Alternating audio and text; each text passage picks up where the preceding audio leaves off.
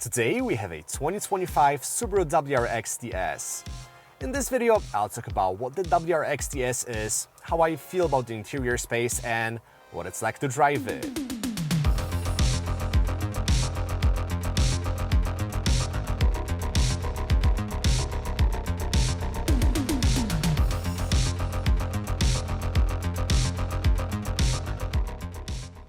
Now, since its debut in 2021, the VB generation WRX has been full of controversy, not only because of its polarizing design, but also because Subaru decided not to make the STI variant of the VB.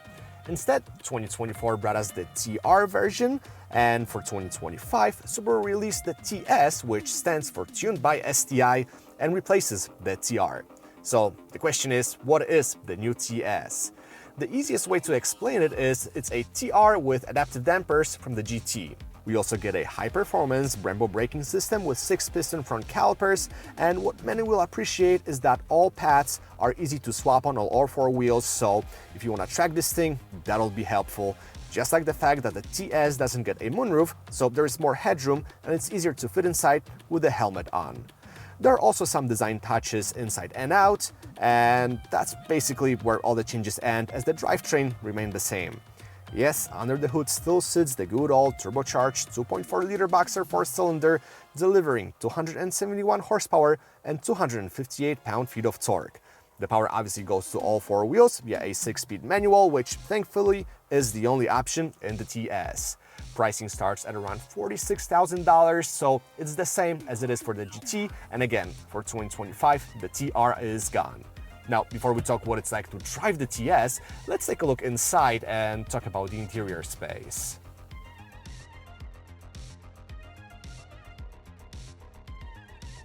Alrighty, inside the WRX TS. Now, what you see here is a typical Subaru interior, but unlike previous generations of the WRX, it has more soul to it, if you will. The design no longer looks like something from the 90s. You get a good mix of different materials, including Alcantara inserts. The TS gives you some blue accents, and I have to give it to Subaru.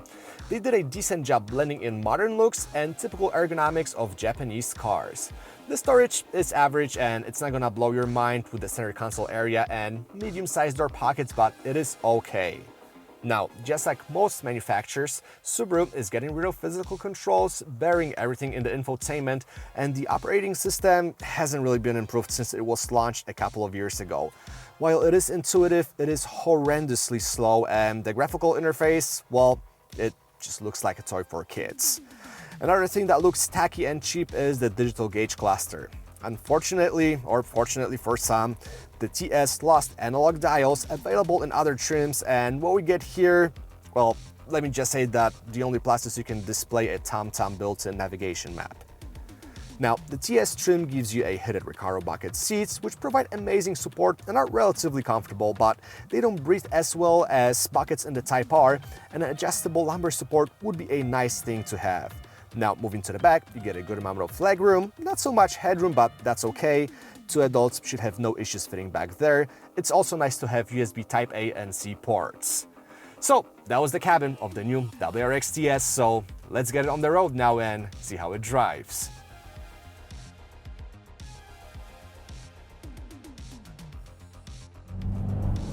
Okay, driving the WRX TS. Now, the TS trim is the 3rd iteration of VB WRX that I'm driving.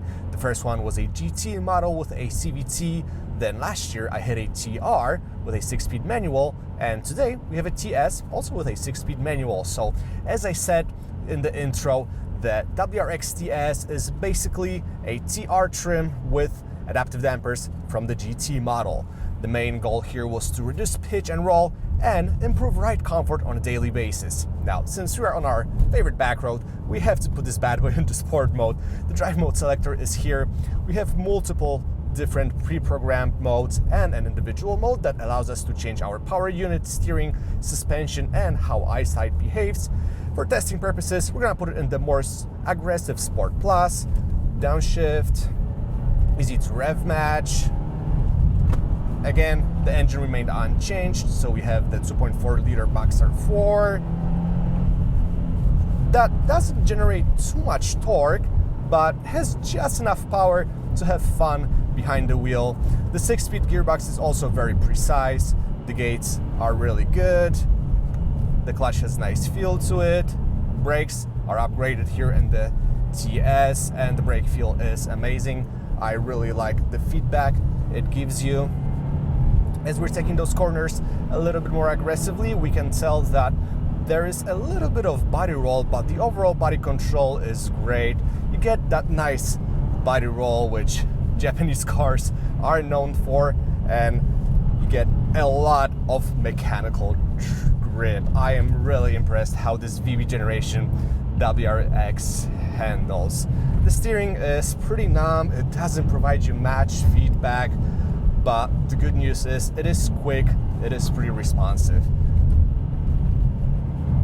Yeah, the TS handles very, very well. And still, in the most aggressive damper setting, it doesn't feel over-damped. I like how the car reacts to all those imperfections. They don't upset it, and that's pretty cool. Like I said, we don't get plenty of torque from that 2.4 liter 4-cylinder, but it gets the job done. The transmission is geared very nicely, so you'll always in that nice bend for your engine. Alrighty, let's go into comfort mode. We can tell right away that the suspension is softer. It does a better job filtering out those road imperfections. So let's talk what it's like to live with the WRX TS on a daily basis. Just like ATR, it's a very great car. The clutch is easy to use. The engine has just enough power and torque for everyday driving. We get all-wheel drive system, which many people will appreciate, especially those who live in a bad climate area. The steering is very nice. It's easy to control this car. It's easy to maneuver. The seats are comfortable. The driving position is also very nice. You can take road trips in those Recaros and they're not gonna tire you. Would be nice to have lumbar support. I'm getting a little old and it's nice to have some support for your lumbar, but hey, this is totally fine. You also get a good set of driver assistance systems. The eyesight system drives very well.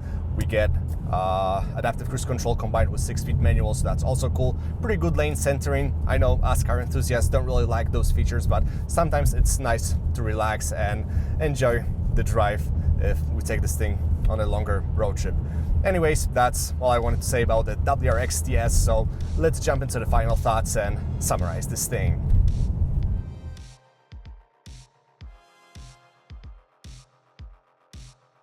Okay guys, it's time to sum up the WRX TS. Now, if you've watched my review of the TR, you may remember me saying that it was my favorite WRX, and I stand by that. While the TS gets those adaptive dampers that make it a little bit more comfortable and compliant over bumps, the truth is that TR has never felt over-damped, and passive dampers in the TR means less complexity and lower running costs down the line. Besides that, everything else feels the same. The engine's characteristics is good for everyday driving, the clutch is easy to operate, we get spacious cabin, and the WRX can easily serve as an all-around vehicle for people who live in a bad climate. Obviously, if you guys have any questions about the WRX, drop a comment and I'll answer them. Thanks so much for watching, and I'll catch you all later.